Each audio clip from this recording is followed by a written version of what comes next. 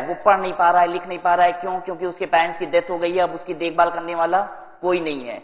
तो इस तरीके से इंश्योरेंस कंपनी क्या करती है, लोगों को डराती है और फिर इंश्योरेंस को सेल करने की कोशिश करती है। IRDA ये कहती है कि पॉलिसी होल्डर्स क्या होता है, आपके पास डरा हुआ आता है, तो एक एजेंट रहेगा तो वो क्या करेगा, एक न्यूट्रल आदमी होगा, वो उनको संभालेगा थोड़ा सा, ठीक है, जो सही बातें होंगी वो बताएगा और उसके बाद इंश्योरेंस पॉलिसी वो करा पाएगा जो भी पॉलिसी होल्डर होगा।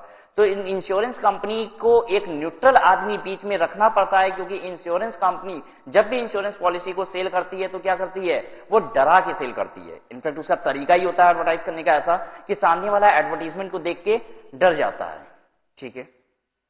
तो इसीलिए उनको एजेंट रखना ही पड़ता है, एजेंट उनके ऊपर मैंडेटरी है और एजेंट को जो कमीशन पे हो रहा है वो एक खर्चा है, ठीक है। ये एक बड़ा खर्चा होता है क्योंकि इंश्योरेंस कंपनी की सारी इंश्योरेंस पॉलिसी किसके थ्रू सेल हो रही है, एजेंट के थ्रू ही सेल हो रही है।